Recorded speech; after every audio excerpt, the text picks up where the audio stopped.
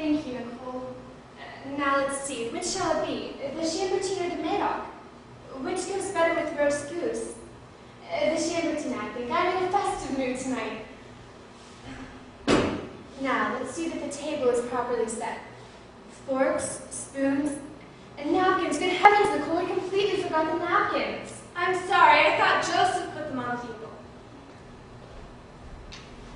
All right, Emily. At your service.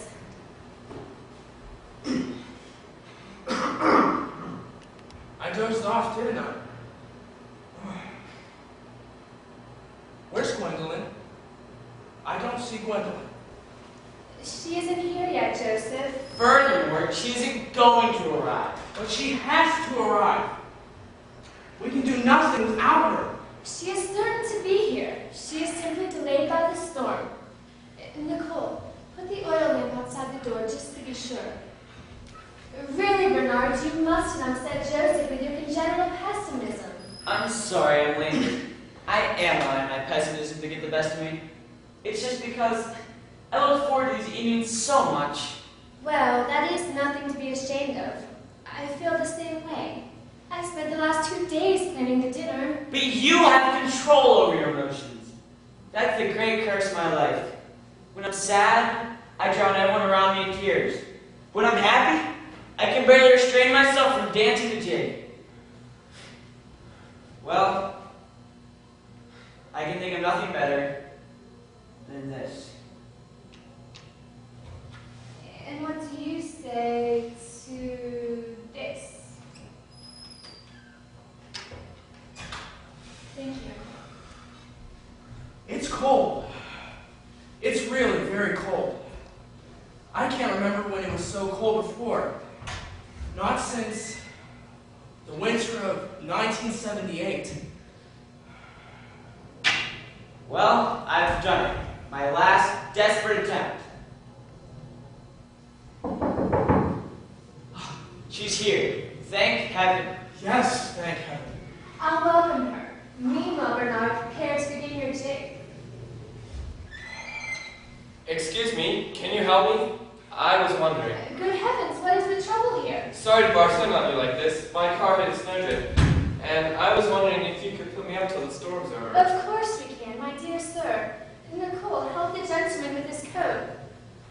Thanks, this really is kind of you. I was driving down to Colorado Springs, and I smashed up about half a mile down the road. It's a miracle that you saw our lights. This road is most treacherous. The house is built on the edge of a precipice. My goodness, I could be at the bottom of the cliff by now. Well, fortunately, that is all behind you now. No cold, inhospitable mountains for you tonight, my dear sir. My name is Trapp, Howard Trapp. That's with 2 P's. Delighted to meet you, Mr. Trapp. I'm Emily Carpeau. Only 1 P, I fear. I welcome you to my home. This really is kind of you, Mrs. Carpel. Won't you step into the living room and meet my friends? Friends, we have an unexpected but welcome guest. This is Mr. Howard Trapp. Mr. Trapp, may I present my dear friends who occasionally share these winter evenings with me. Mr. Bernard the Rogue.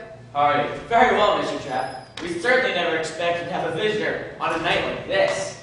And this is the elder statesman of our group, my respected friend, Joseph Pillay. How are you? Are you a friend of Gwendolyn? Did Gwendolyn bring you with her? No, Joseph, Gwendolyn isn't here yet. Mr. Trapp is a motorist who was unfortunately caught in a storm. A stranger. He's a stranger. Yes, he is. And he's going to join us tonight. I'm very happy, sir. We've been waiting such a long time. Waiting? Joseph means that we see so few strangers here, we wait anxiously for each new face. Won't you have a seat, Mr. Trapp? Thanks. Well, my good sir, you're a great distance from your native New York, aren't you? Say, that's pretty good. I didn't think I had an accent. Well, I've traveled extensively, and I've learned to recognize the various regional types. I spent some time in your city, Mr. Trapp. I studied at Columbia University. Oh, yes? Yes, it was there I learned about women. Oh, you don't say so. Yes, it's quite true. Colorado is no place to learn about women. Every young man should go to New York for that purpose. Oh, say, the women around here seem to be most attractive.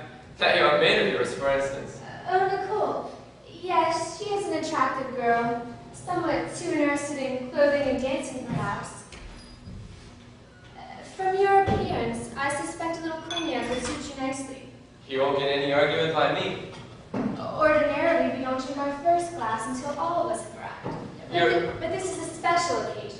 You're expecting someone else? Yes, Mr. Trapp, if she gets here. She'll be here, Bernard. But she's a half hour late already. Soon the snow will be too thick. Say, this is sort of embarrassing. I could just as well wait in another room, you know. But why on earth, Mr. Trapp?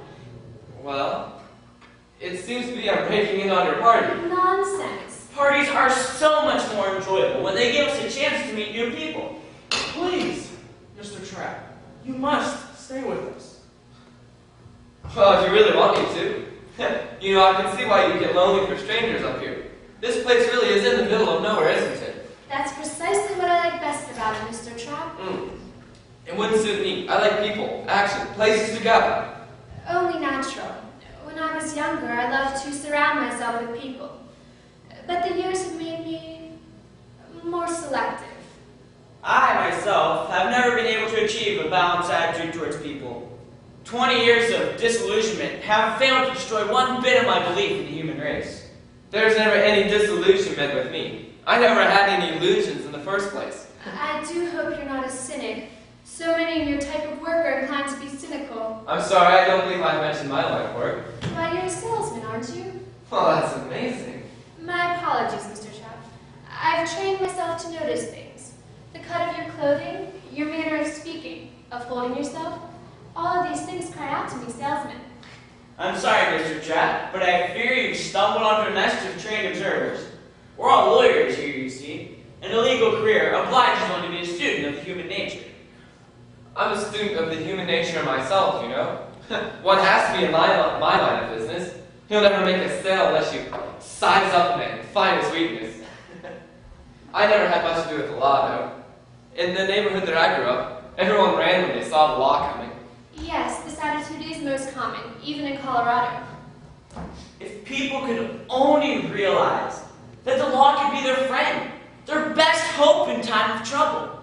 It need not be cold and heartless. Bernard, Mr. Trapp is tired and wet. I doubt he is in the mood for philosophical discussion. Yes, of course, Mr. Trapp. Forgive me. I get carried away sometimes. Nicole, if you finish your cognac, Mr. Trapp, Nicole will show you to a room. Undoubtedly, you'll want to refresh yourself before dinner. The large bedroom at the top of the stairs. I hope the dinner will please you. When my friends come to visit me, I like to preside over the cuisine and make little experiments. Emily's little experiments are the supreme moments of our existence. Bernard flatters me, but I am no hypocrite, so I cannot deny that I deserve it. He's not going, is he? You haven't asked him yet. Later, Joseph. Won't you follow Nicole, Mr. Trapp? Oh, incidentally, do you have a phone I can use? I ought to call my wife and tell her what's happened, but my cell phone is out of range up here. You were on your way to meet your wife. No. She's up at the top of the mountain, at a ski resort. I was driving down to Colorado Springs for a business appointment. Well, I'm very sorry, Mr. Trapp, but we don't have a telephone. I live up here to get away from the world. Well, that's novel. I don't know how I would ever repay you for your hospitality. Who knows, Mr. Trapp? We may think of something. Emily, don't you think...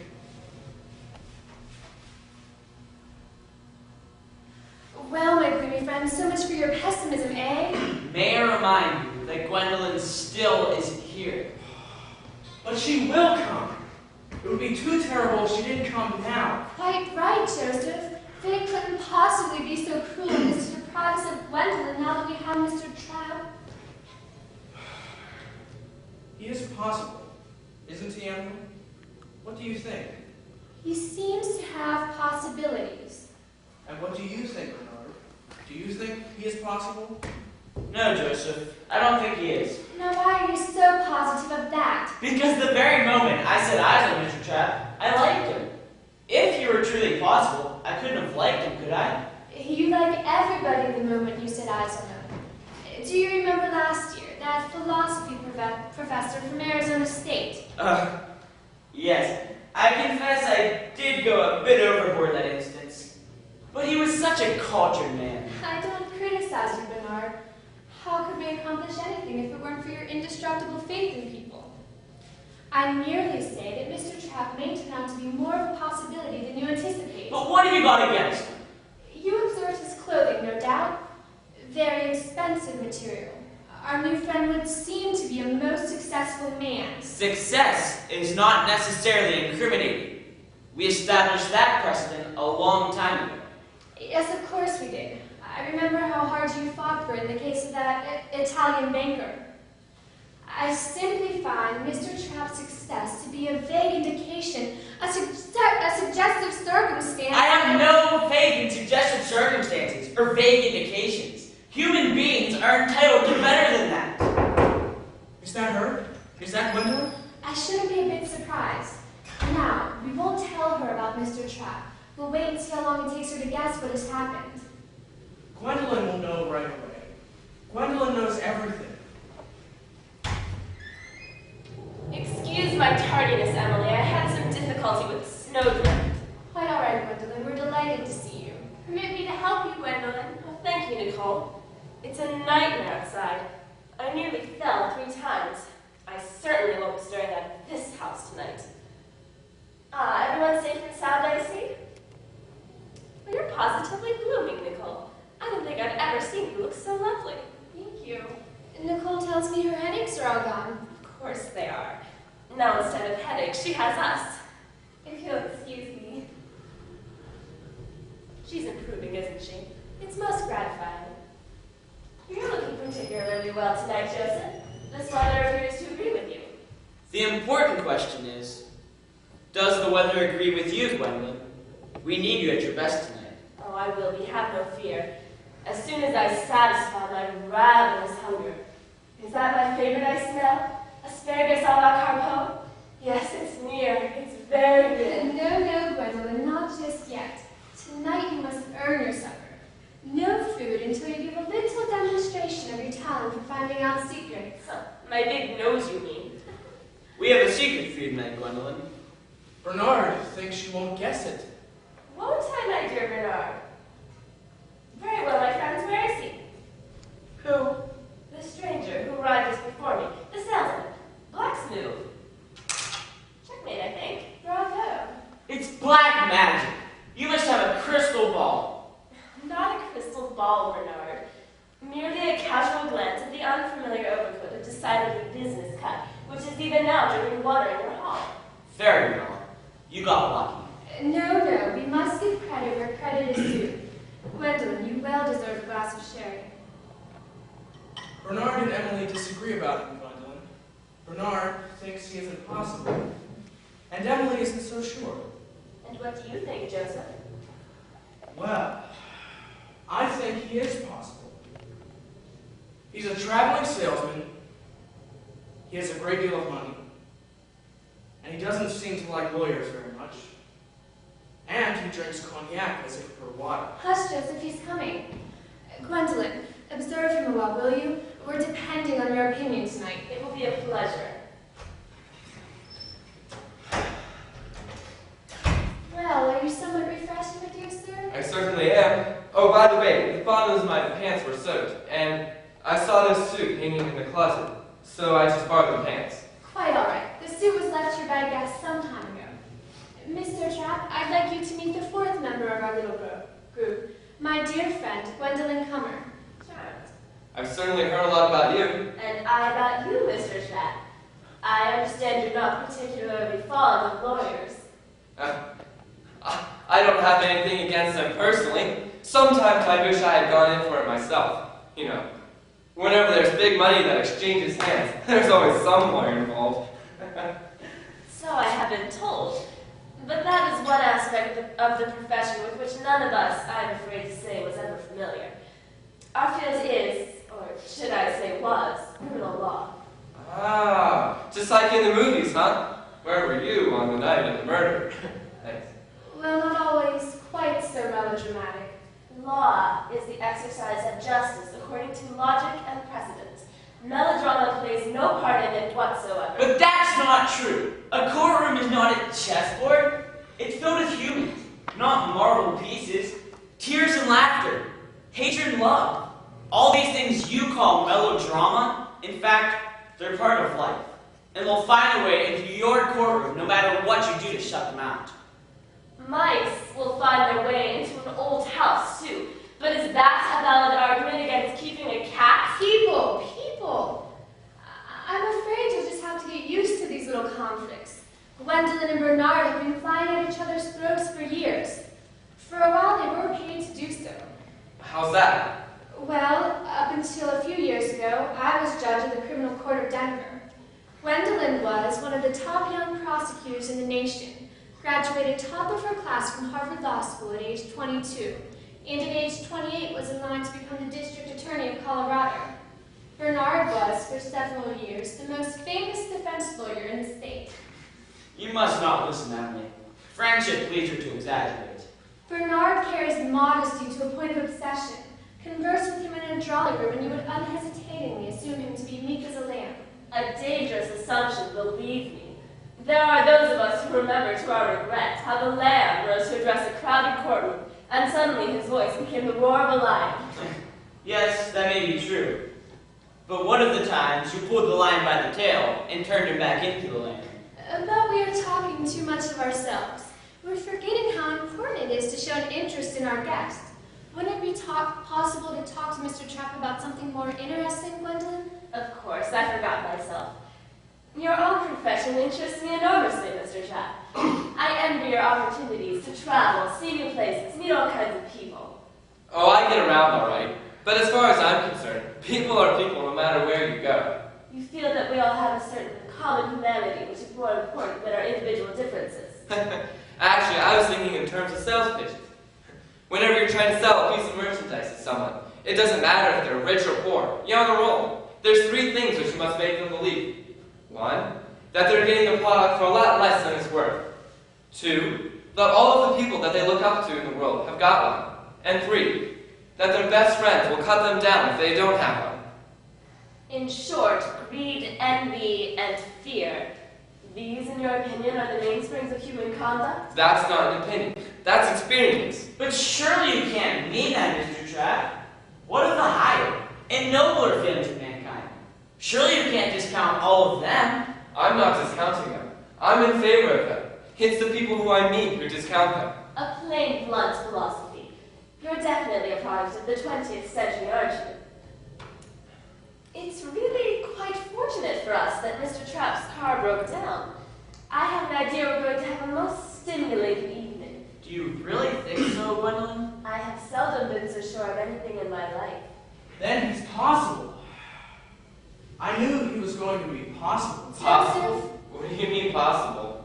Joseph has an old-fashioned frankness that sometimes disconcerts people.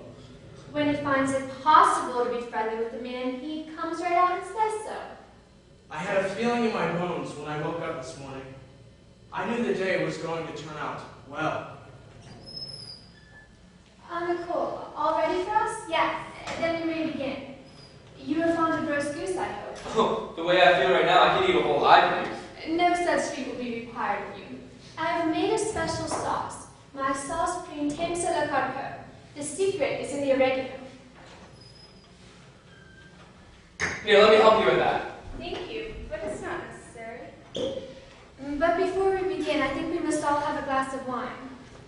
Good wine is one of life's chief joys. Aren't we going to eat? The sooner we can eat, the sooner we can... Right away, Joseph. I feel sure you'll like this. It's a rare vintage.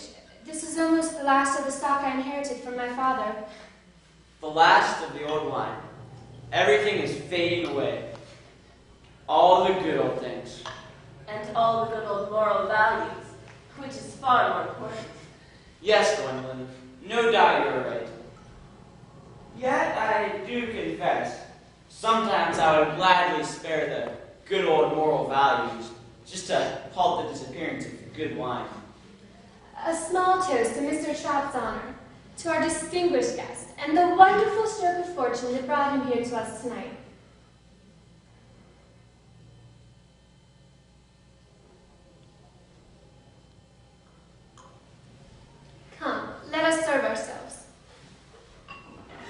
You really treat yourselves well up here, don't you? I try my best, Mr. Chap. I can highly recommend Escade Champion. You know, we weren't always such heavy eaters. A few years ago, our appetites were quite feeble, before we started playing our game. What kind of game do you play? Cards, charades, something like that? Oh no, our game is much more exciting. You'll find out. When you hear all the details. Of course, ours is a rather unusual game. It may be that you'll find it a little absurd. I've played some pretty absurd games in my time. You know, late at night when everyone's had one too many drinks in them. I knew it the moment I set eyes on you, Mr. Chap.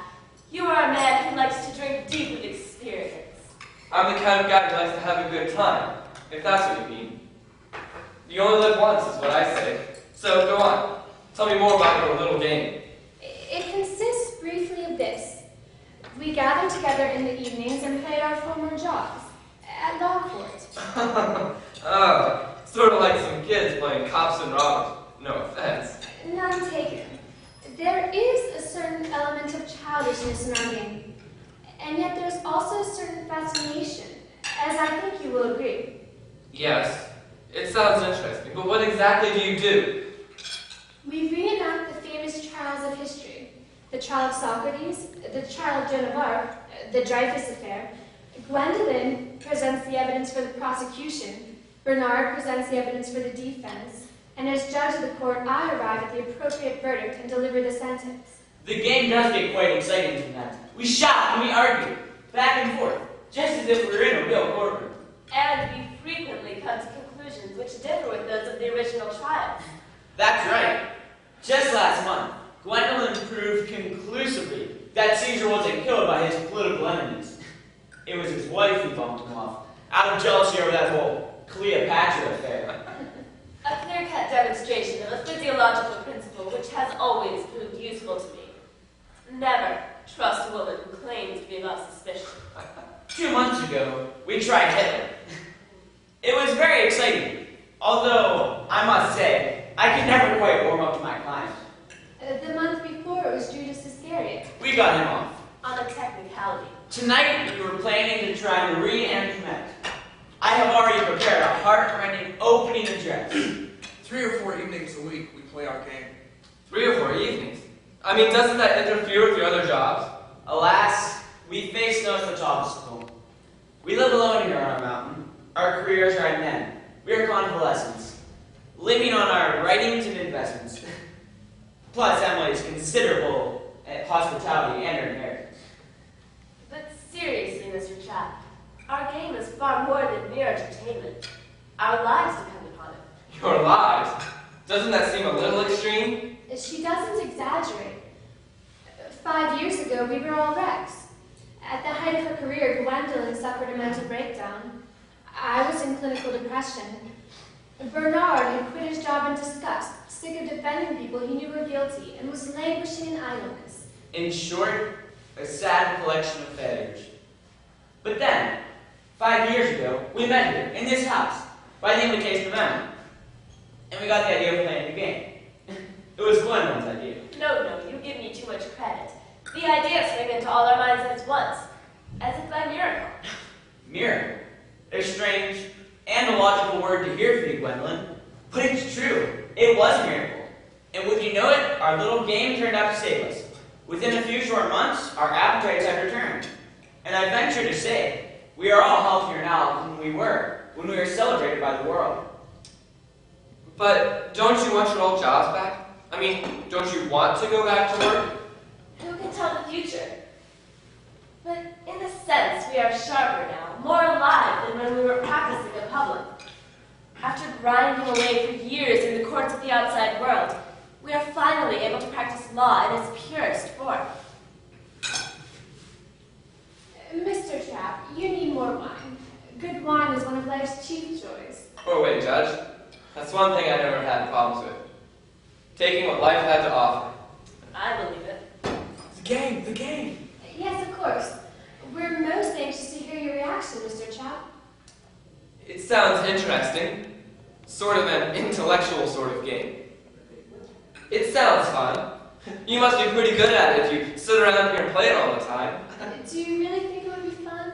You aren't just being polite. Of course not. We were hoping you'd feel that way. Now, why don't you play along with us? And spoil your fun? No. No, I'd sooner watch you play. Oh, I doubt that, Mr. Trap. If I read your character correctly, you're not the spectator type. You won't be content unless you're a player, right in the middle of the fray. I'm not afraid of competition, if that's what you mean. But I'm not a lawyer, and I don't have any law experience. But you must play. The whole evening would be ruined without you. That's right. You see, challenging as it is to reenact the famous trials of history, it is an even greater challenge when we have live material to work with. Live material? Yes, live material. That's when our most interesting situations arise. When a real person stands trial before our court. One may practice continually on the rifle range, so to speak. But the real thrill comes only when one pits oneself against a quarry who can shoot back. You mean you've actually played this with real people? We most certainly have. The last time, to give you an example, was approximately 1 month ago. We had a snowstorm much like this one, and a former mayor of Colorado found his way to the house just as we were finishing dinner. It was a delicious meal. The poor man was unlucky to miss it. Unlucky in other ways, too. He was convicted of poisoning his first wife. We sentenced him to hang. well, that'll be enough to kill anyone's appetite. Naturally, he was upset. But the law is the law. The sentence could not be set aside. The mayor had the same notion. We tried to make him understand how necessary capital punishment is to the true spirit of our game, but he couldn't seem to grasp the point. He was generally a confused sort of man, scarcely worth playing with. Those are his trousers you're wearing, Mr. Trap. He neglected to take them with him. Oh, I get it. You want me to play the defendant? Is that it? Exactly. You'll make a wonderful defendant. It's the role for which you're best suited. I wish I could agree with you, but I'm a pretty respectable citizen, you know? No crimes, no secret vices, a good credit rating, a few speeding tickets now and then. But other than that, my past is an open book. That is exactly the type of book, Mr. Trap, which sometimes yields the most interest. We would be deeply grateful to you. However, there is no obligation. We allow defendants to appear only on a voluntary basis. Well, what do I care? As long as you're asking me. No, don't make a hasty decision, Mr. Trap. We have certain rigid rules. Once you've agreed to join us, you can't back out. That's right. Once you place yourself under the jurisdiction of our court, you must submit to that jurisdiction right through till the end of the trial. Otherwise, it wouldn't really amount to anything. You see? Yeah, I see. Why would I start a game if I had no intentions of finishing it? Exactly! You have a natural talent for our game, Mr. Trap. It would be a pity not to make use of it. So what do you say? Won't you please say yes? Are you sure you want me to play this game with you? I mean, I'm pretty good at games, you know. All right, I'll play it. He's going to do it. Everything is all right. Mr. Trap, on behalf of my colleagues and myself, I thank you. Mr. Trap, it will be a pleasure to defend you. I'm sure we'll put up a splendid fight and win out in the end. I sincerely hope you have something to fight for, Mr. Trap. Something really big. Well now, I think we owe ourselves a treat. By way of celebration, we'll go out to the kitchen now for the final ritual, preparing the soufflé and liqueur. You must help Gwendolyn, and you too, Joseph. Don't I get to go out in the kitchen with you? Oh no. According to the rules, the defendant is entitled to a private conference with his attorney before they appear in court. We can't argue the rules, Mr. Trap. We won't be long. The game will commence along with the dessert.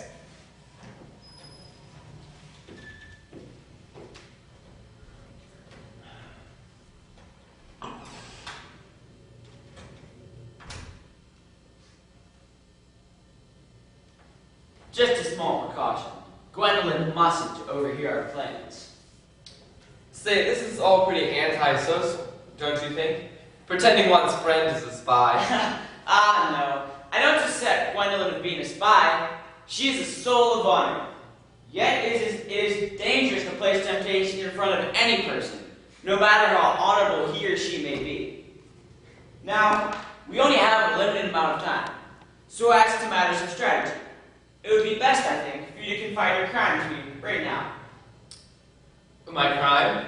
Yes, your crime. The complete facts, if you please. Just the prosecution won't catch us by surprise. Oh, come on. She's not going to catch me by surprise. I believe I see the direction of your thoughts, Mr. Trapp. You have observed a very distinguished prosecutor. You know she's had a mental breakdown in the past, and therefore you think her incapable of performing her duties. Perhaps you think the same about me. No, not at all. You're a tactful man, Mr. Trapp. Well, I won't speak for myself, but for my friend Gwendolyn. Let me assure you that she is still in full command of her intellectual powers. Our host as well, the kindest and the gentlest person on the earth, when she's off the bench. But when she's on the bench, just, severe, and utterly impervious to all emotional considerations. You certainly throw yourself into this game, don't you? Well, I do give in my feelings, I admit. Now, Mr. Trapp, as to your crime. But I've told you, I haven't got a crime. Mr. Trapp, I'm your attorney. All communications between us are strictly confidential. I've seen abyss is open, believe me. I wish I could open an abyss for you right now, but it's just as I said before. I haven't got a crime. I'm just innocent of anything. Mr. Trapp, listen to me. No one in this world of ours is completely innocent. Each one of us carries around some burden of guilt which fills us with self-loathing. I myself, when I was a young man, where would mercy, forgiveness, and compassion come from, if not for our human common share of fallibility? That being the case, Mr. Trapp, it would be very poor tactics to stand trial without announcing what you wish to stand for. And what would be good tactics? To stand trial for something that's not particularly shameful, even maybe more admirable or charming, such as swindling an insurance company. And if the prosecutor does happen to stumble on the proof, I can suggest that you gave the money to a widow or to an orphan, robbing the rich to give to the poor, so to speak. Oh, that's very clever. The only problem is, I haven't robbed the rich to help the poor. If you knew me better, you would realize how totally out of character that is. Perhaps so, Mr. Trapp, but you don't know our court. To maintain your innocence from the start could be catastrophic. Believe me, you'll be compelled, instead of choosing which crime you wish to stand trial for, to have one thrust upon you. Ah, I get it. You want me to make up some imaginary crime and pretend that I actually did it. That would be perjury, Mr. Trapp. I am certainly not urging you to commit perjury. I'm simply suggesting that you make it easier for everyone. Why should I make it easier for everyone? If the prosecutor is so smart, why doesn't she figure something out? She will figure one out, Mr. Trapp. She excels at that. Very well. I'm not in the habit of abandoning my clients just because we don't see eye to eye on things. Just listen to my advice in this one matter. The prosecutor will try very hard to make you say the wrong thing. Weigh every word very carefully before you speak. A good salesman is never tricked into saying the wrong thing. Perhaps so, Mr. Trapp. Perhaps so. But you have never exercised your salesmanship on Gwendolyn Cummer. She's a dangerous adversary. Please promise me to be frightened of her. Sure, why not? Mr. Trapp, do you promise? All right, I promise. I'll be frightened. Very well, then. I will go fetch my colleagues. I'm counting on you, Mr. Trapp.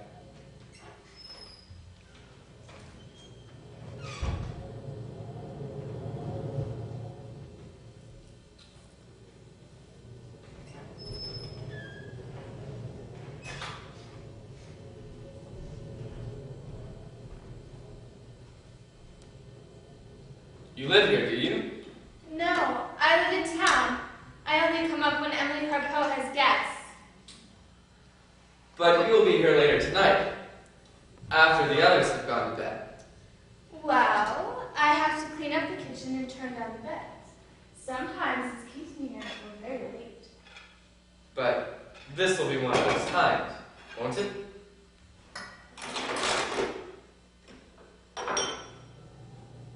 Have a pleasant evening, sir.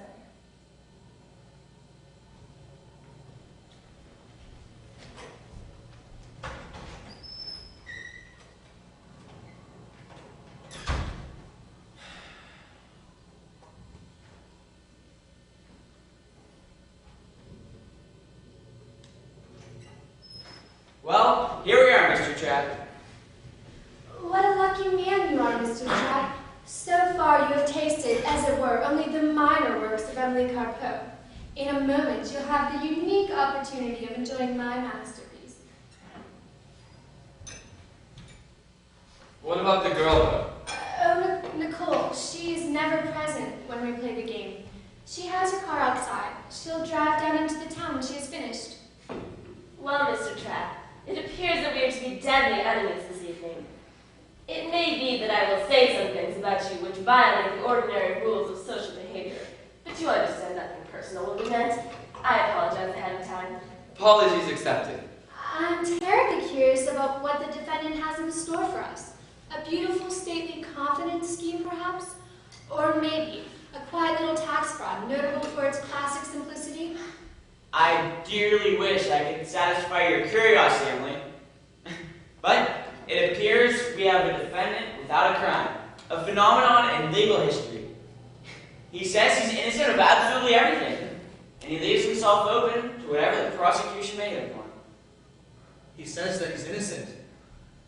Is it really going to be one of those? It would seem so, Joseph. Mr. Trapp, I admire your courage.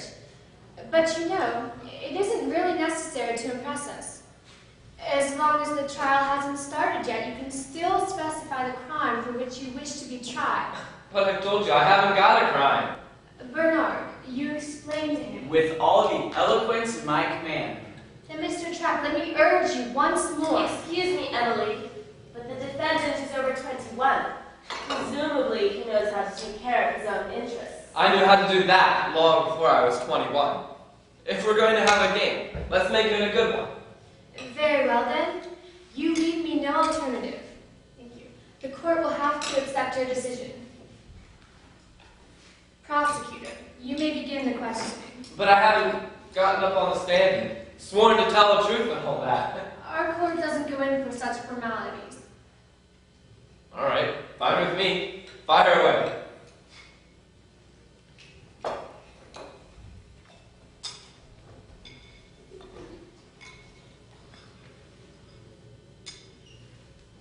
I understand you're a married man, Mr. Trapp. Yes, I am. How long have you been married? 11 years. Have you any little ones? Only one. Howard Jr. He's 7.5. But he makes enough trouble for a quintuplet.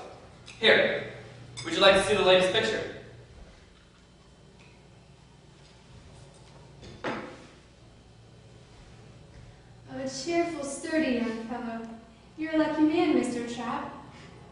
Children are a true consolation in life, aren't they? A handsome boy, Mr. Trapp. If I may say so, he has your looks. He's got brains, too. When I said goodbye to him in New York at the airport, he knew all the names of the airplanes and how many engines they had and everything. We figured he'd be some big scientist someday. That's where all the money is, you know. You left him in New York in the care of someone I trust. We left him with the governess.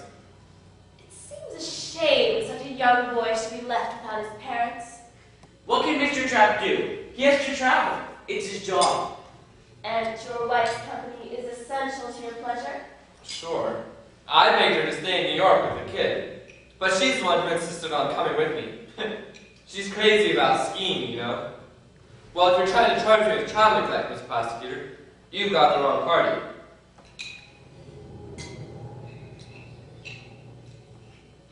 Well, it seems the storm is growing worse, doesn't it?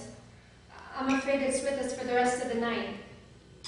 Apparently the elements don't bother you, Mr. Trapp. The signs are sinister even this morning, yet you set out for your trip to Colorado Springs anyway. If you don't take chances in life, you'll never get anything out of it. A healthy point of view. But I'm sure your wife was terribly concerned for your safety when you said goodbye to her at the ski lodge. Oh, she was worried. At first. When I told her there was a $50,000 commission at stake, well, she lost concern fast enough. A $50,000 commission, you said? Tell me, Mr. Trapp, what type of merchandise do you sell? I'm not dealing anything illegal, if that's what you're wondering. I'm the exclusive agent for a European company. Hephaestus. Hephaestus. The name is unfamiliar to me. It's new miracle textile material, tear-proof, waterproof, tough yet transparent, as useful in the industry as it is in the world of fashion. Times of war, times of peace. The ideal material for a parachute, yet at the same time, most enticing in a lady's nightgown. As you know from personal research? On his wife's nightgown. That's right. That's right. Bravo, Mr. Trapp. I can see why you're the company's exclusive European sales agent. I'm ready to give you an order for Hephaestus right now. Orders are always cheerfully accepted. But tell me, Mr. Trapp, am I right in assuming from various remarks you've made that you weren't always the successful businessman we see before us tonight? Careful. Be careful. Well, she's right, you know. I wasn't born with a silver spoon in my mouth. My father never made as much money as I make in 1 year. Well, to be sure different from my boy, I'll tell you that. In short, you've had to work hard to get where you are today. Darn hard, and I'm not too modest to say so. Admirable, most admirable. And your educational background? School of hard knocks. Yes, I've heard of it. But could you be a little more specific? High school. That's as far as I got. My father died when I was young, and I went to work in the real estate business. You became an office boy in a real estate firm? Who, me? No. That's no way to get anywhere. I used to know this guy who used to snatch up small pieces of property that the city was planning on buying. He had a friend in City Hall and tipped him off, you see. But I don't quite see what your duties were, Mr. Trapp. Well, my boss got too well known after a while, so he used me to do all the buying. I was young and innocent looking, you see. You were too young to know you did anything wrong. Perhaps that's the crime you should be charged with, Mr. Trapp. Sure, you can charge me with that. Excuse me, Your Honor, but that decision is no longer in Mr. Trapp's hands. Quite so. Go on with the questioning. Mr. Trapp, you've spoken of your father, but what of your mother? Is she still alive? No, I'm afraid not. Oh, I'm sorry. But at least you're able to make her last years happy and comfortable. Yes, I was able to do that. I set her up in a nice apartment on Central Park South. Oh, what a consolation it is to us when our loved ones are able to die happy. Well, She didn't die happy, Mr. Trapp? she would have, if it hadn't been for my brothers. Your brothers are not as successful as you? They never could earn a decent living. They were always pestering Mama to get money out of me. I was supposed to go broke, feeding Frank's baby and taking care of Harry's business. I gather you held firm against their unfair tactics. Of course I did. Nobody makes a sucker out of me. Mama never could understand, though. They're your own brothers, she would say. And then she'd hand them money when she thought I wasn't looking. But I don't quite understand how you could prevent her from giving them money unless she depended on you for her source of income. Watch out. Sorry, Miss Prosecutor. I closed my eyes through the whole thing. I supported her to the very end. Joseph, the coffee. We're doing great, aren't we? I told you I was good at games. You're doing much too well. I don't like it. You're getting overconfident. Oh, be quiet, will you? Let me enjoy the game. Don't be a spoilsport. Before we resume, perhaps Mr. Trapp would like something a little more stimulating than coffee. Some of this fine old cognac, for instance. Hey, that's a pretty good idea. Mr. Trapp, don't you think coffee would be better for you? You must keep a clear head, you know. Look, I know how to hold my liquor.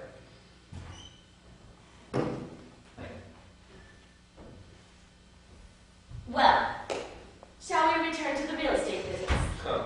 Not much chance of that, glad to say. In In memory only, of course. Let's compare the two pictures. Howard Trapp, the young boy, obscure, uneducated, struggling against poverty, and Howard Trapp, the grown man, thriving, prosperous, the exclusive European sales agent for the king of artificial fabrics. A striking contrast, isn't it? Just between us, my dear sir, you bulldozed your way up rather quickly, haven't you? Darn right I have. Just a couple of years ago, I was another salesman, wearing out his shoes for 2 big commissions. And now? Well, do any of you have 2 Italian sports cars? 2 Italian sports cars? That's amazing. Why amazing? They're very small cars. Tell me, Mr. Trapp, how did you do it? Was it simply diligence and hard work? No. I could have been the most hard-working salesman that ever lived. I still had to get past Foster. And believe me, that was hard. Oh. And who is this Foster? Oh, he was the head of sales before me. I was his head assistant, stuck in a New York office without even an expense account. And you say you had to get him out of the way? I object to the prosecutor's choice of words. I'll reframe the question. You say he's no longer in the way. Well, I wouldn't be here if he was. How lucky for you then that he decided to step down. I guess you could call it luck. You are smiling with pleasure, no doubt, at the thought of your former chief enjoying the fruits of his labor at some resort hotel, even now basking in the sunshine surrounded by beautiful women. Well, I don't know exactly what he's surrounded by, but I could probably make a pretty good guess. You see, the fact is he died 5 years ago. Your Honor, please instruct the witness that he need not answer any more questions before first consulting his attorney. I so instruct you, Mr. Trapp. You know, you ought to be more discreet when dangerous questions are put to you. With all due respect, Your Honor, I cannot admit that my question was dangerous. Dangerous is an improper word. With all respect, prosecutor, I will not be lectured on my choice of language in my own court. I beg Your Honor's pardon. I don't know what everyone was getting so excited about. I was just stating the simple facts. And how sad those simple facts are. Mr. Foster died 5 years ago. One can't help feeling sorry for the poor old gentleman. Oh, he wasn't so old. 52 to be exact. In the prime of life. The story grows sadder and sadder. First, he retires from his job, and then, before he has a chance to savor his leisure, he dies. Oh, no, you got it the wrong way around. He died while he was still working for the company. It was only after he died that I got his job.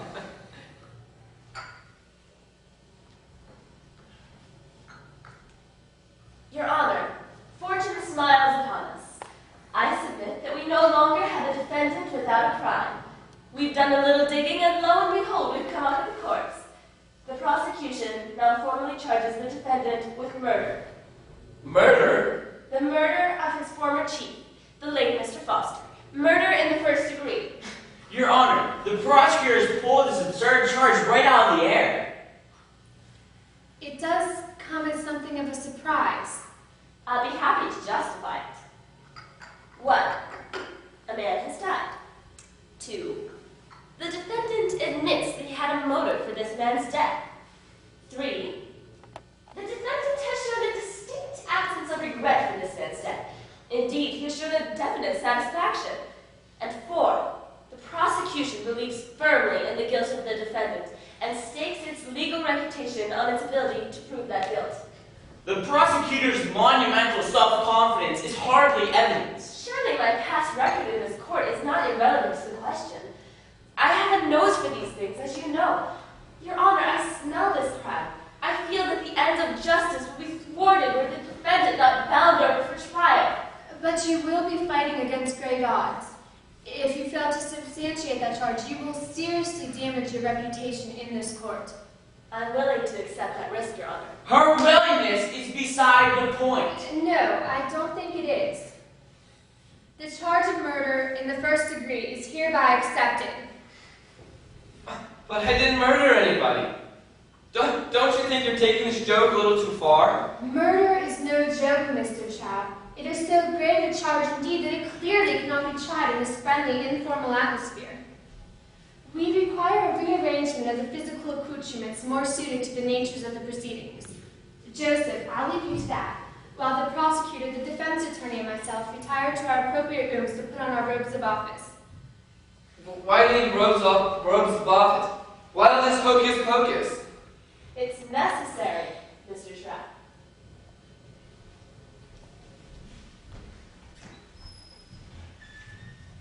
Won't they give you a robe of office too? Oh no. As soon as I'm done rearranging the physical accoutrements, I'll be leaving. You're not going to stick around for the game? Oh no. It wouldn't be seemly. It wouldn't be in good taste. Now that we have a case of murder, capital crime. Well, for the sake of your feelings. What do my feelings have to do with it? Didn't they tell you? Oh, you should have been told.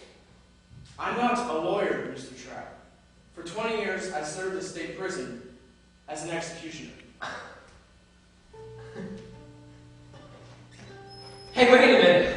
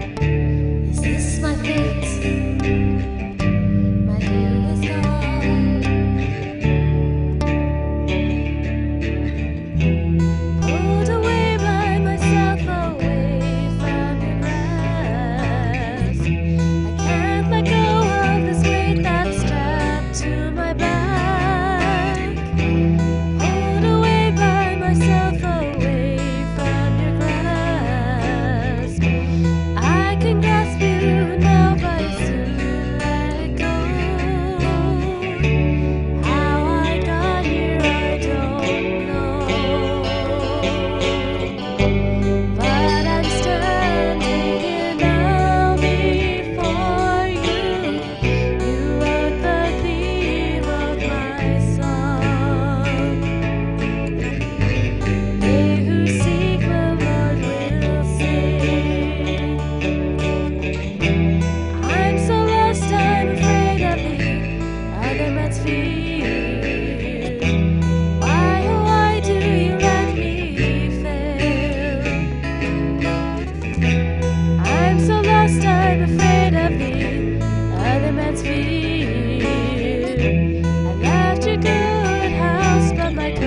standing here now.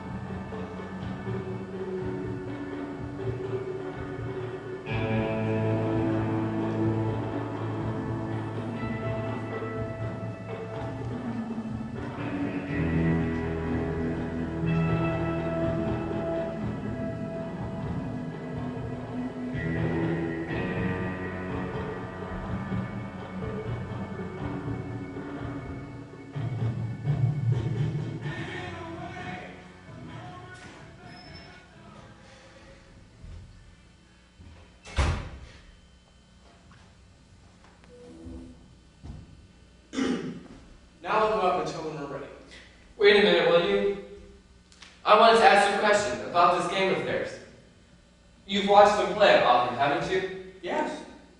Well, last time, there was a stranger, just like me. The mayor, they said. Well, when the mayor played this game, did they go for the same hocus pocus? I mean, did they arrange the furniture like this? Oh, yes. They did? Well, when the game was all over, when the mayor went down to breakfast the next morning, everyone had a big laugh over the game, didn't they? Yes. They did? In other words, the mayor was in a good mood when he left the house. Was the mayor in a good mood when he left the house? He didn't leave the house, right? I mean, you saw him go. Of course. You saw him go. Thanks, Joseph. I mean, thanks. What are you laughing at?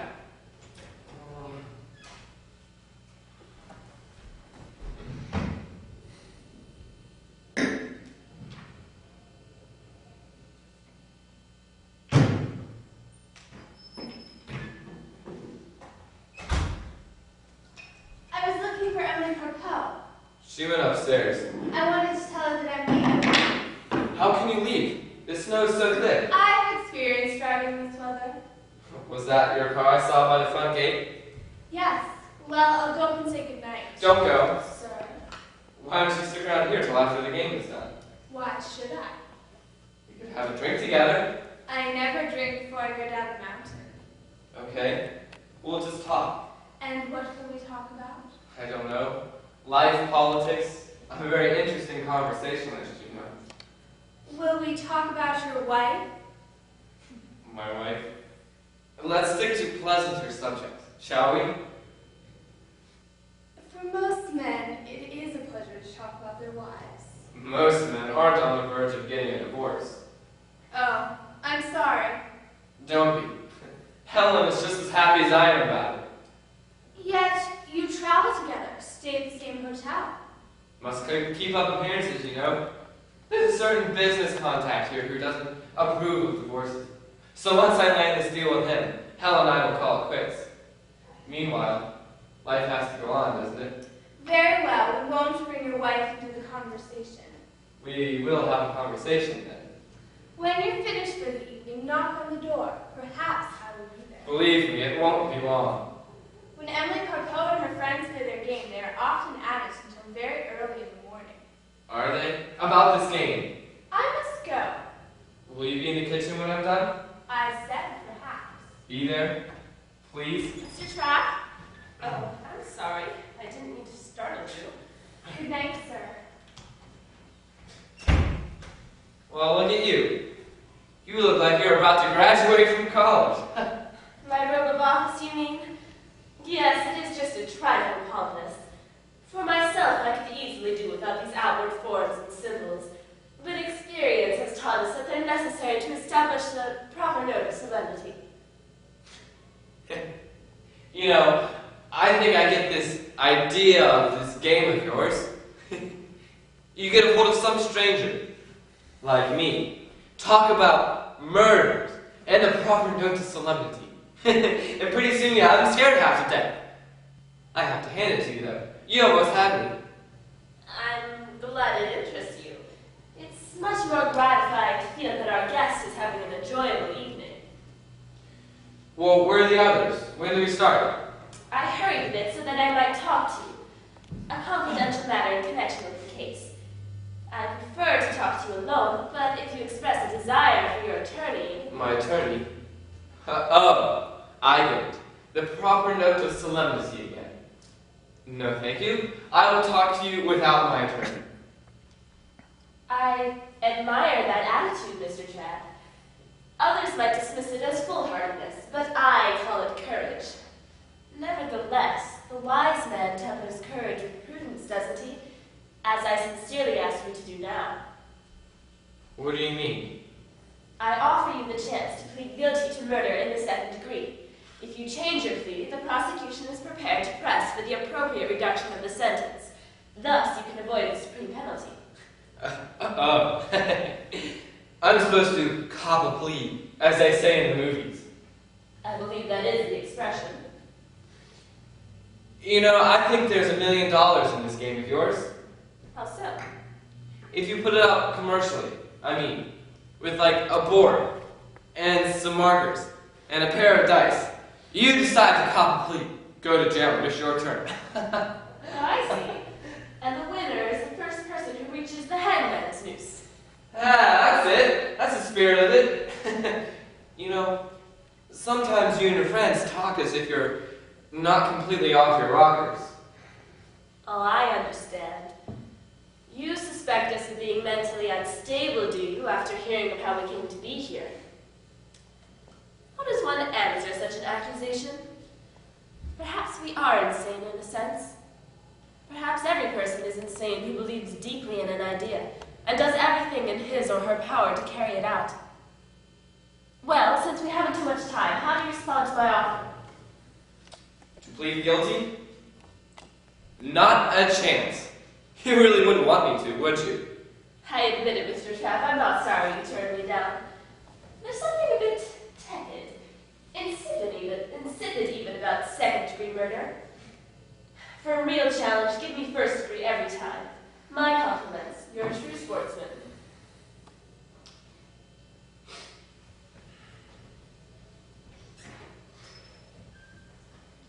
Very sorry to keep you waiting, Mr. Trapp. That's all right, Your Honor. I'm really looking forward to this next round. Excellent, excellent. For heaven's sake, Gwendolyn, don't make such long speeches tonight. Twice in the last year, you've kept us up past 2 o'clock in the morning. If you recall correctly, by the time we convicted that female novelist from Sweden, she was already fast asleep. Some of us are obliged to get our rest, you know. Court is once more in session. Your Honor, I would like the defendant to take the stand. Your Honor, I move that the entire proceedings be declared a mistrial and the defendant be immediately discharged. Your Honor, the defense attorney's theatrical trickery is I am not indulging in theatrical trickery. I deeply resent the prosecutor's insinuation. People, the defense attorney has made a motion. The court will hear his argument without interruption. Your Honor, I move for a mistrial on the grounds that the prosecution has been tampered with the witness, Howard Trapp. That's correct, isn't it, Mr. Trapp? Well, we had a talk. Mr. Trapp, was it made known to you that you were under no legal obligation to answer any questions? No. No arguments are advanced then as to why you shouldn't talk to the prosecutor alone. Look, she asked me, and I said yes. What more do you want? Nothing whatsoever, Mr. Trapp. Your Honor, the case is very clear. The defendant was obviously deprived of his rights, and the fact that he cooperated in it hardly makes it any less flagrant. Your Honor, it must be shown that I exercised undue influence on the defendant. I offered him the chance to plead guilty to murder in the second degree. He refused my offer, and that was that. Your Honor, the prosecutor apparently expects us to forget that she's an expert in subconsciously pushing witnesses in one direction or another. That's errant nonsense. I'm not surprised to hear the prosecutor refer to the ethical basis of our court as errant nonsense. What can we expect from someone who places their convictions above human rights? Your Honor, the defense attorney's remark was inexcusable. It isn't difficult to understand why the streets of Denver are packed with criminals who have cheated the law. Nor is it difficult to understand why death row is packed with hundreds of innocent victims of cold and even logic. Stop this at once. Don't stop it now, Judge. It was just getting interesting. I cannot allow such displays of emotionalism in my court. Now, as to the defense's motion, the final determination must rest with the defendant himself. Mr. Trapp, do you feel that the prosecutor used undue pressure or influence on you? If I say yes, that's the end of the game, isn't it? It is. I will be obliged to dismiss the case. I've never lost a game in my life. The answer is definitely no. People who just won't let themselves be helped. Well, I tried, didn't I, Gwendolyn? A valiant effort, Bernard. You nearly routed me ignominiously. Mr. Trapp, will you please take the stand? Excuse me, Mr. Trapp, but you will have to leave your glass. But I haven't finished my drink yet. Circumstances have changed. I regret it, but Your Honor, couldn't ruling be suspended on justice one occasion? The defendant seems to be unusually dependent on this source of sustenance. Your Honor, I see absolutely no reason to suspend the ruling. Say, whose side are you on anyway? Yours, Mr. Trapp, which is more than I can say for you. That is why I think it advisable for you to stop drinking. But I need the sustenance. It's not every day of a man's life that he stands trial for murder, you know. Seldom more than once, Mr. Trapp. Mr. Trapp, I cannot allow you to keep the drink. Oh, all right. I don't know what the difference is anyway. Get on with the questioning. Well now, Mr. Trapp, why don't you save everyone here a lot of time and effort and tell us how you murdered the late Mr. Foster? But I didn't murder him. Well, he's dead, is he not? Yes. His death provided you with the job you wanted, didn't it? So what? When somebody dies, somebody gets something out of it. So do you automatically call it murder? Anyways, at that rate, you'd be putting half the world on trial. We're not putting half the world on trial, Mr. Trapp. It is your guilt alone that concerns us. Now why don't you make a clean breast of it and throw yourself on the mercy of the court? It often leads to litigation of the punishment, you know. But I didn't kill anybody, and I refuse to accept any punishment. You are in no position to refuse or accept. That is the discretion of the court. The court? I don't give a damn about the court. Mr. Trapp, Mr. Trapp. Sorry, no intention of spoiling the game. On with the questions. Mr. Trapp, did you poison the late Mr. Foster? Don't be ridiculous. Well, shall we say that you strangled him then? Wrong again. You secretly arranged a traffic accident? Alright. I can't hold on any longer. I killed him. Your Honor, please tell the witness. No! I have to speak. My conscience is bothering me too much. I must speak. Mr. Trapp, you are under no obligation. I want to. I want to. Well, then tell us how you committed the murder, Mr. Trapp. I walked into Foster's office that morning. I knocked on the door. He said, "Come in." I went in. He said, "Mr. Trapp, there's an error in the report you just submitted." Go on. I said to him, "Mr. Foster, thank you for pointing that out to me. And since you've been so kind enough to do that portion of work for me, I'm going to give you this whole week's salary paycheck." And it worked! Just exactly as I planned. He got a shot. She fell for it! She fell for it! Well, that'll show you, Miss Prosecutor. You're not the only one who can pull a wool over somebody's eyes. Mr. Trapp, you mustn't. You really mustn't do things like that. Mr. Trapp, you did pull the wool over my eyes, and brilliantly too. For that I congratulate you. But for your utter disregard of courtroom decorum... Excuse me, prosecutor. I will deliver the admonitions here. Mr. Trapp, this interlude has been most amusing, no doubt. But apparently you fail to understand that you are standing trial for murder. I must warn you here and now that no further exhibition of levity will be tolerated by the court. Sorry. If I known you had gotten so... I was just trying to pump some fun into the game. The questioning will proceed. Well now, Mr. Trapp, I'd like to get back to the late Mr. Foster's murder. All kidding aside, Your Honor, there wasn't any murder. The old gangster died of a heart attack. Old gangster? Yeah, it was a name we had for him in the office. Sort of a joke. You see, some people thought he was too much of a tyrant, always bossing people around, never giving them credit for the work. He was actually a pretty nice guy. I guess it was a pretty stupid joke. And And you say he died of a heart attack. Yeah, it wasn't his first. He had 2 or 3 before that. He pretended to be perfectly healthy, of course. Sort of a proud and sensitive type of thing. But the fact was that every shock was dangerous. He hid this scrupulously from his business associates. No one in the office even suspected it. Then how did you happen to know it, Mr. Trapp? I found out from the most reliable source possible. Which was? I found out from his wife. From his wife. Go slowly. Go slowly. You were on friendly terms with the late Mr. Foster's wife? Sure. We were friends. You were close friends? I don't know what you mean by that. Neither do I. Suppose you tell us, how close was your relationship with Mrs. Foster?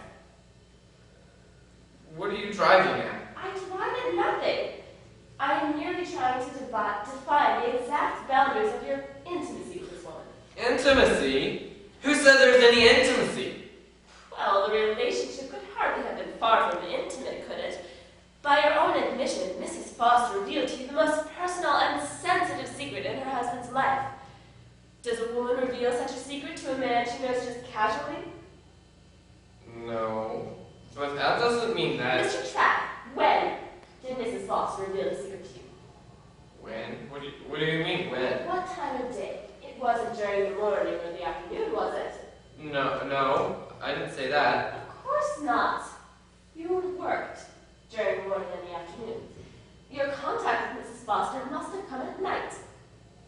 So what? Her husband's contact came with her at night. Then you admit that your relationship with Mrs. Foster was similar to that of her husband's.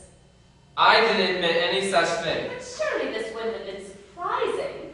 It would have been the most natural thing in the world. An attractive woman of whom you were fond before her marriage. You're crazy. I never knew her before she got married. Exactly. You weren't an old childhood friend of hers. You never even met the woman until after she was married. Yet your nighttime interludes with her made her feel so close to you that she was willing to tell you her husband's secrets. Mr. Trapp, what are you afraid of? Why are you ashamed to admit the truth? Who's ashamed? Your Honor, I have kept silent up until now, but I can no longer permit the prosecutor to bully the witness. No! I met this Foster woman at a party one night. Mr. Foster was the one who got all the free trips to Europe in those days, and he was too darn stingy to take his wife with him. I was feeling pretty lousy just about then. My wife and I weren't getting along. So she was at the party alone, and I was at the party alone. And we started talking about how miserable our marriages were. And we started seeing each other. Seeing each other? Don't you find it odd to be so intimate with another man's wife? Nothing happened. We just talked. And if talking were a crime, you'd be putting half the world behind bars. Half the world again. Mr. Trapp, half the world is not on trial here. So you talked. You're quite a talker, aren't you? Well, you said it. You have remarkable proficiency in gaining the trust of people, don't you? In my line, trust is the name of the game. And what are your methods? What gambits do you use to get people to open their lives to you? No tricks. You just find what they like and talk about it. Oh, I see. The techniques of salesmanship apply to relationships. Your Honor, must the dignity of this court really be so compromised by the prosecutor's cynicism? Prosecutor, get on with the questioning. Of course, Your Honor. So let me see if I understand it. You met Mrs. Foster at a party. You were unhappy in your marriage and you desired a deeper relationship with her, so you started seeing each other. But she dumped you before things went any further. She dumped me? You're crazy. She's the one who wanted to divorce him and marry me. But you discouraged her from this? No. She thought she loved me. And I didn't want to hurt her. And from your side, all you wanted to do was help her talk things through. It was the least I could have done. Mr. Trapp, in carrying out your duty lonely Mrs. Foster. Did you ever find that her husband was also unhappy in his marriage? Don't you believe it? The old gentleman actually cared for his wife. You mean he sincerely loved her? The only thing he did love in the world, except making money and having his own way, that is. Most interesting. So this pompous, stingy, unreasonable tyrant really had a soft side to his nature. It was his Achilles heel, so to speak. What do you mean? I was merely engaging in idle speculation. Watch out. She never engages in idle speculation. I was merely wondering, Mr. Trapp, in the course of your relationship with Mrs. Foster, did the thought never occur to you that this might be a good way of hurting her husband? No, he never even crossed my mind. But you weren't unhappy knowing that she was going to divorce him to marry you. You encouraged her along these lines, knowing that it would hurt him. Yes, no, it wasn't my main reason. You admit then that it was one of your motives? I never admitted any such thing. Your Honor, this is most irregular. The prosecutor's attempting to pull words from the defendant's mouth. It seems to me that I am pulling them out of his mouth, and they finally have a ring of truth to Your them. Honor, I object! All right. Fine. I'll gladly discontinue this line of questioning. We've learned all we need to from it anyway. What? What have you learned? Just one thing, Mr. Trapp. We know now, by your own confession, that your relationship with Mrs. Foster was considerably enhanced in knowing things that might hurt her husband. Well, why would I want to do that? I had no motive. We'll come to that in due time, perhaps. But we do agree on one thing, don't we? It would have been a terrible body blow to the late Mr. Foster if he had found out that his wife was divorcing him. If you found out? He did find out. I didn't say that. But it's the truth, isn't it? What is it in the simple truth that frightened you? Nothing frightens me. Then he did find out? So what if he did? What difference does it make? Lots of people get divorced. It might make a great deal of difference. You were on trial for murdering this man, and you yourself stated a few moments ago that you had no motive. But what if Mr. Foster had found out a few months or even a year before his death that his wife was going to divorce him to marry you? What would his reaction be? Anger, shock, humiliation? That seems like a reasonable assumption, doesn't it? Sure. That's reasonable. And how would he proceed to take his revenge? By making use of his superior position in the company, don't you agree? By persecuting you, destroying your work, undermining your confidence, by making you look black in the eyes of the top executives. Mr. Foster would use that year to force you out of your job, and you would, of course, go to great lengths to prevent him. There, Mr. Trapp, is your motive for murder. My motive for murder? That's my motive for murder? Excuse me? That's funny. That makes me laugh. This whole fancy theory of yours is based off the assumption that Mr. Foster found out about us a year before he died. But the truth is that he found about us on the day of his death. The day of his death. Thank you, Mr. Trapp. Neatly done. Mr. Trapp, are you completely out of your mind? Why? What did I say? Mr. Trapp, how did Mr. Foster find out? How? What do you mean, how? Did his wife tell him? No. She didn't want to hurt him. She kept wavering. Well then, did he find out by himself? No, not him. He was too wrapped up in himself. Then how did Mr. Foster find out? I don't know. I don't care. Mr. Trapp, your reluctance to answer leads me to only one conclusion. You told him. Me? You're crazy. I didn't tell him. It's the only possible explanation. I ruled out all the other possibilities. You've ruled out Joe Wilson, have you? Joe Wilson? And who was he? He was another assistant in the office. He's the one who told Foster. You're asking this court to believe that Joe Wilson told Mr. Foster his wife was divorcing him? And why would Joe Wilson do that? He wanted to kill my chances in the office. He always had his eye on my job. But how did the ambitious Joe Wilson find out about it in the first place? Did Mrs. Foster also share tete-a-tete with him? No, I don't think so. Everyone knew he couldn't keep a secret. So if he knew anything, he was bound to go directly to Foster with the information. Heck, it didn't even take him 2 hours. Your Honor, please instruct the witness that he need not answer any more questions before first consulting his attorney. That's right, Mr. Trapp. Your last answer was almost a confession. Why? What did I say? Shall I tell you what you said, Mr. Trapp? You said that you were anxious to get ahead in the world by replacing the late Mr. Foster. So what? Lots of people are anxious to get ahead in the world. You said that Mr. Foster had a dangerous heart condition. You said that you were well aware of this. You said any shock might kill him. So what? Lots of people were well aware of it. His family, his doctor. Why aren't they on trial? Because they haven't admitted, as you did, Mr. Trapp, that you deliberately encouraged his wife to divorce him to marry you, and you deliberately told your bitterest rival about it. Joe Wilson was your weapon, Mr. Trapp. Through him you struck the fatal blow just as surely as if your hand had wielded a knife. No! No! All right. So I was mad at Foster that day. Okay? Foster couldn't treat people as if they were human beings. So I let the story slip out while Joe and I were having a couple beers. But how can I be sure that he would go straight to Foster?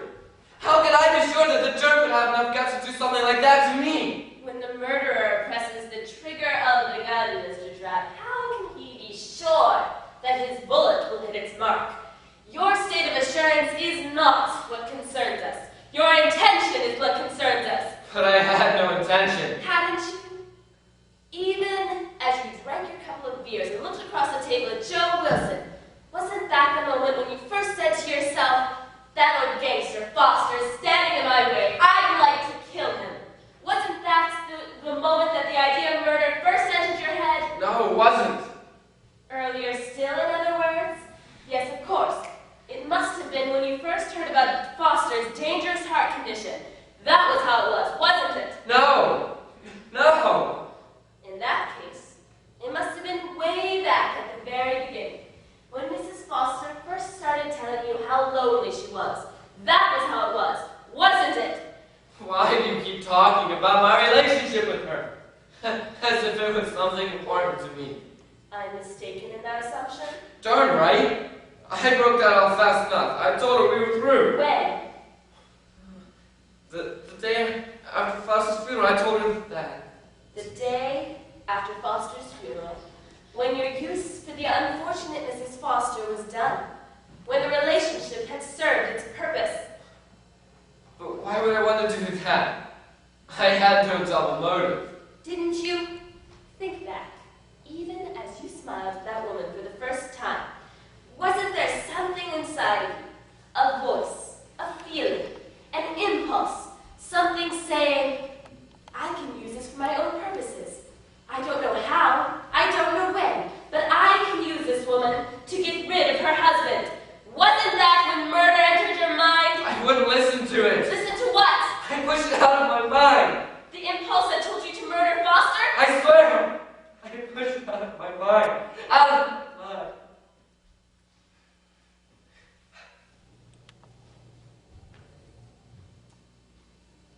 Your Honor, the prosecution rests its case. Has the defense attorney any questions to ask the witness? No, Your Honor. No questions. The defense will now present its case. Your Honor, under these circumstances, my case will be contained to summation. Very well then. Court will be recessed so that you may prepare your summations. The game's all over? The trial's all over? Oh no, Mr. Trapp. We're merely retiring temporarily. We'll be back. That's a promise, Mr. Trapp.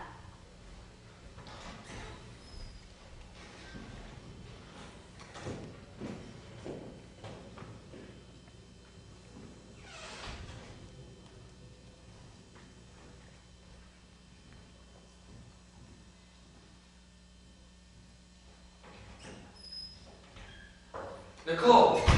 I was just leaving. Well, since you're ready, let's go down the mountain. We could go dancing. But Emily Carpel expects you to spend the night. But I'd rather be with you. The driving will not be easy in the storm. That's okay. I like to live dangerously. No, Miss Carpel will be offended. It's okay. I fix it with her. Then you are finished playing the game? Yes, the game's all over. Very well. I'll just go up and say goodnight. No, don't go. What's the matter? I gotta get out of here. If I don't get out of here, I don't know what they'll do to me. Why should they do anything to They're you? crazy. How horrid of them. Crazy? They're fine, intelligent people. This game they play, the people they play with, they can hang somebody. Oh no, sir. Only if they find you guilty. The rules of the game are most familiar to me. If they find you innocent, there can be no hanging. And they have found you innocent, haven't they? Otherwise, Miss Carpeau would not have given her permission for you to drive into the village tonight. Or are you lying to me? No, they did find me innocent. You are lying. It's natural, of course. A condemned man will do many things out of desperation. But I am sorry I cannot take you down the mountain. We would be disappointed. It would be ungrateful of me. Ungrateful? After everything they've done for me, it was they who paid for my medical expenses during all my years in the hospital. Hospital? When I had my breakdown. Who else was there to help me? Poor Joseph was in prison. Joseph? Didn't Prison? Didn't you know? I am Joseph's sister. A terrible thing was done to me when I was young, and Joseph killed the man who did it. Then I had my breakdown. But I'm well again, thanks to Emily Carpel and her friends. You're in on the whole. You're as crazy as they are. Good night. If I don't see you in the morning, it's been a pleasure. Darn you, give me those keys.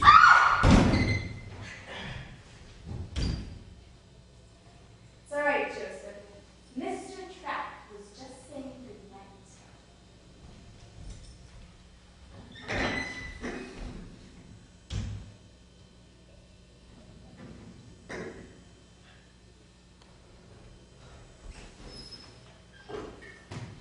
Well, here we are again, Mr. Trapp, just as I promised.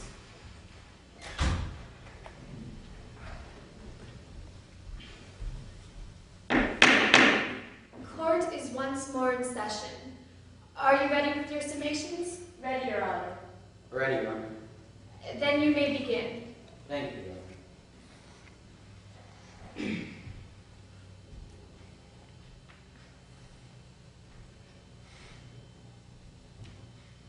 Have courage, my friend. I have performed miracles before.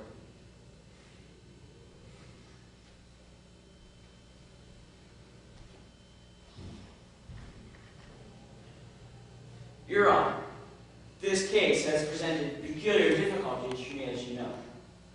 I am accustomed to conducting cases my own way, facing no traps other than the carefully laid obstacles of my respected opponent.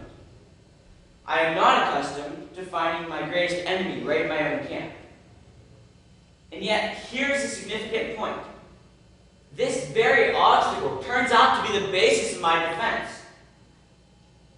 Your Honor, you observe the heedlessness in which Mr. Trapp plunged into this trial, his artless frankness in bringing out the facts. Was this the attitude of a guilty man? Could any man with murder on his conscience conceivably conduct himself in this manner? No, Your Honor, he could not. Mr. Trapp protested his innocence because he is innocent. In his mind. Mark those three simple words.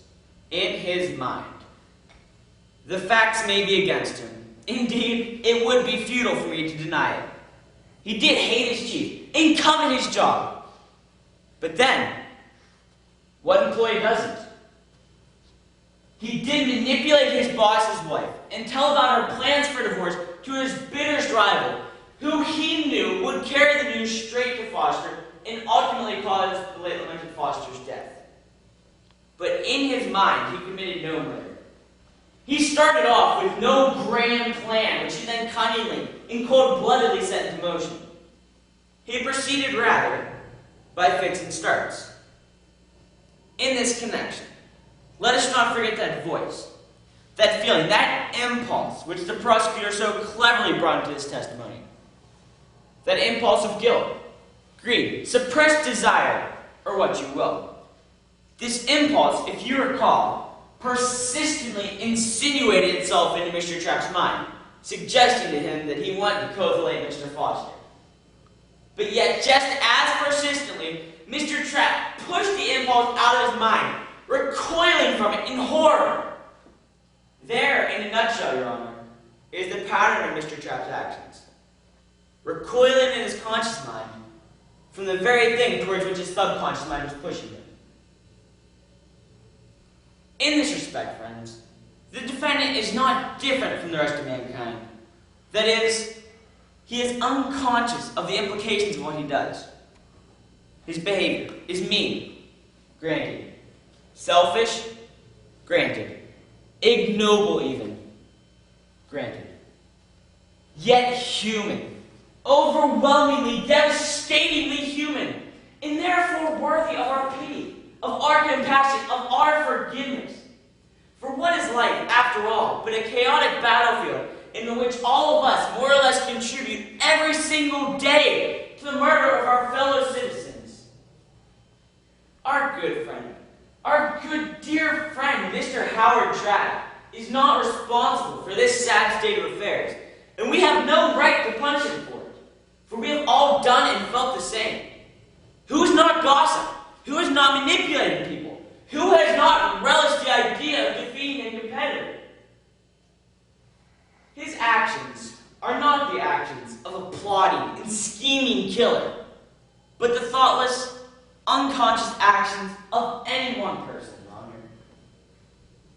Convict him, and you convict yourself and the entire human race. Thank you, Your Honor. That's right. You can't convict me for acting just like everyone else does. Prosecutor, your summation, if you please. Thank you, Your Honor. Your Honor, I have listened with the greatest interest to the words of my distinguished colleague, and it will perhaps surprise you to hear that I agree with almost everything he said. Your Honor, the defense comes right out and admits the essential fact that murder has been done.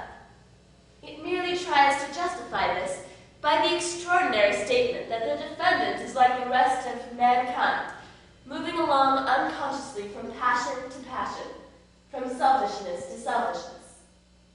Your Honor, who denies this? Of all people, certainly not we. What on earth is the point of this court, its whole reason for being, if not to deal with our crashing disillusionment in the human race? It is the sacred duty of this court to honor, condemn, and punish without hesitation those crimes which the formally constituted agencies of the law are unable to reach. Have we ever allowed the plea of unconsciousness to sway us from this before? We understand the true nature of Mr. Trapp's unconsciousness, that voice, that feeling, that impulse, which in his own words he kept pushing away. He recoiled in horror from the idea of committing murder, yet he killed the late Mr. Foster anyway. Thus, his very rejection became his most powerful rationalization. How could I have committed murder when I recoiled so violently from the idea of committing murder? This is your unconsciousness. Unconsciousness, that most insidious of narcotics in our addled modern world, that quick, complacent justification for all our sins. Naturally, such a criminal as Mr. Trapp was unconscious of his actions. Naturally, he feels no pangs of guilt. Your Honor, what is this but another way of saying that Mr. Trapp is too thick-skinned even to have a conscience? My distinguished opponent would have me believe that the whole world is like this, that life is a battlefield filled with unthinking, unfeeling savages. When we give in to our brute motives, we justify our weakness by saying, everyone acts the same way. It's It's not me, it's my unconscious mind. Your Honor, I submit that the number of criminals is irrelevant. If there are a great many of them, is it not that much more important for this court to work, to stand against tide? If every man be guilty, then let every man be condemned. But we have not heard the testimony of every man. We have heard the testimony of one man, Howard Trapp. It is the duty of this court, Your Honor, to punish guilt when it is proven. When we find individuals whose brute passions have turned them into destroyers of their fellow individuals. Howard Trapp is just such an individual. And the prosecution demands that he pay for this crime with his life. You really mean it, don't you? Well, it looks as if my moment has come. You would really like to see me dead, wouldn't you? Mr. Trapp. No! No! I'm not just going to sit here on trial anymore. Trial's over. Mr. Trapp, you pledged yourself to follow through until the end. I'm not just going to sit here anymore, though. We haven't released you from your pledge, Mr. Trapp. I release myself. You really ought to be here when your fate is being decided. What have you lunatics got to do with my fate?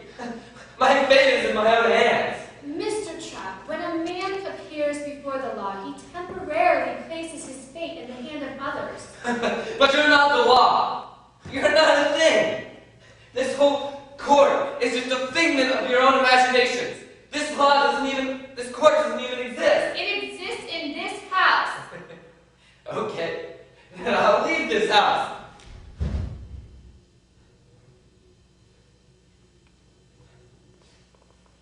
Joseph, would you please escort Mr. Trapp to the bench?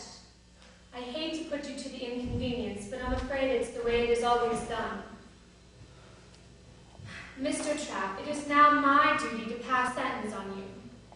A grave duty, often an unpleasant duty, and yet not entirely without its compensations. For I'm sure you will agree with me that the fate and feelings of any one given individual are of relatively minor importance compared to the grand, awesome questions that hang in the balance tonight. Whatever may happen to you, one good thing will come of this trial. The end of justice will be served. Mr. Trapp, I sincerely believe your plea of unconsciousness. I understand it. I sympathize with it. But unfortunately, I find no legal significance in it. Your crime has been proven to me, and only one course remains to me now. Mr. Trapp, I hereby sentence you to death by hanging, and may God have mercy on your soul.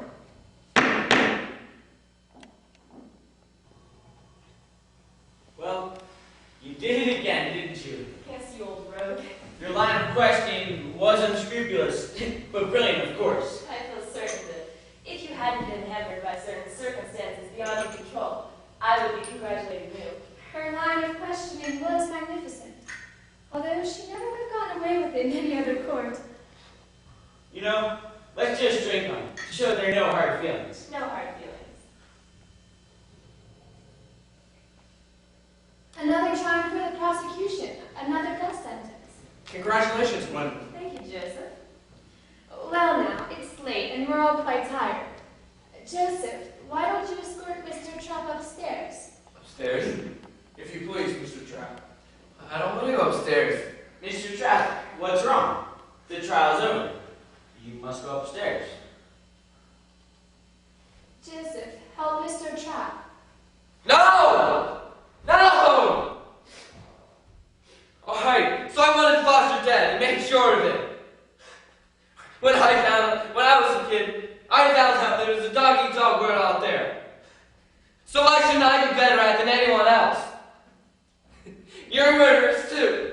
Murderers, except you call it justice. What is justice? I don't believe in justice. There is no such thing as justice. Well, you'll never catch me alive. I'm getting out of here.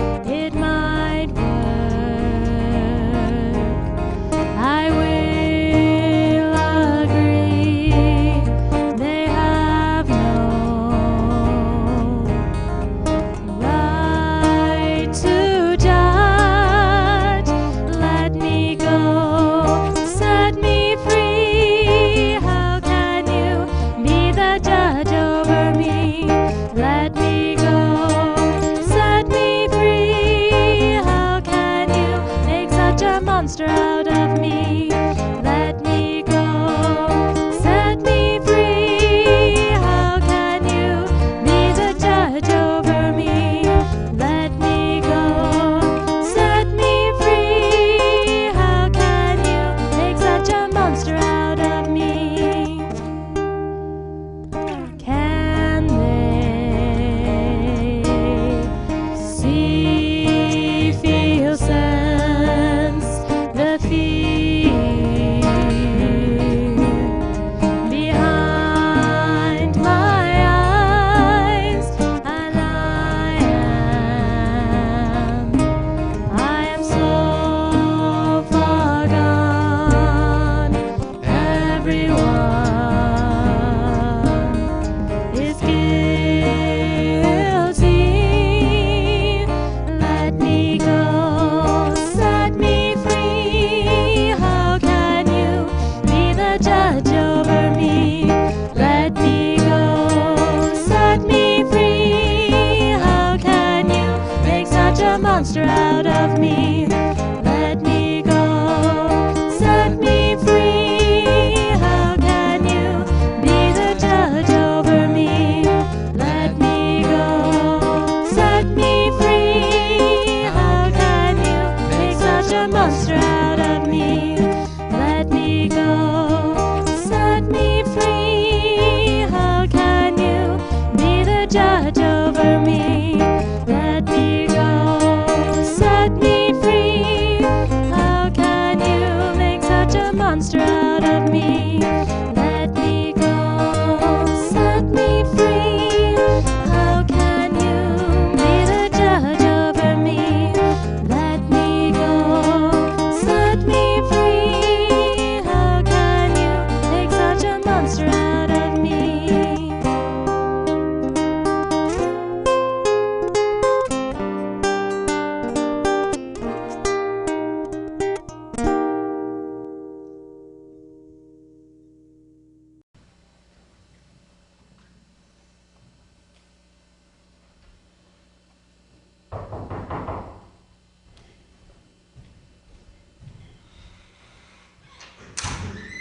Excuse me, could I see Emma Carpel? Yes, can I help you? Miss Carpel, I'm Helen Trapp. Oh yes, the wife of the poor gentleman. Yes. I don't mean to disturb you. It's just that I'm flying back to New York tomorrow and thought before I left. You wanted to be near someone who was near your husband at the end. Very natural, Mrs. Trapp. Won't you come in and meet my friends? Thank you. Friends, this is Mrs. Howard Trapp, the wife of the poor Mr. Trapp. Mr. Bernard LaRoque, Mrs. Gwendolyn Cummer, Joseph Poulet. Won't you have a seat? Thank you. I just came because, well, Howard and I had an argument before he left the other day. And, well, I just wanted to be sure That this argument had no connection with the tragedy. Yes, I can see what agony of mind you must be in. Well, let me reassure you, Mrs. Trapp, your husband's death was an accident. He drank a bit too much, grew somewhat confused, and rushed out into the storm. In the dark, he couldn't possibly have seen the precipice before he fell over it.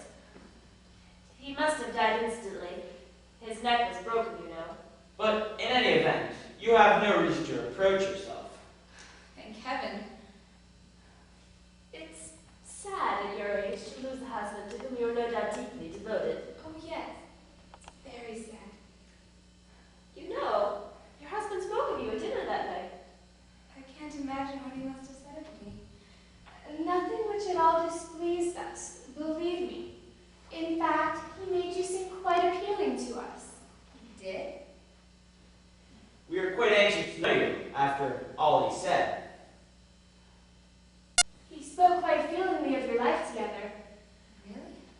And Mrs. Trapp, it will be dark in a few minutes, and the ride down the mountain takes several hours. Why don't you stay and have dinner with us? Oh no, I couldn't put you at the inconvenience. It wouldn't be any inconvenience, let me assure you. There's always more than enough food. We'll be very disappointed if you say no. Please, madam. Well, I am rather worn out just now.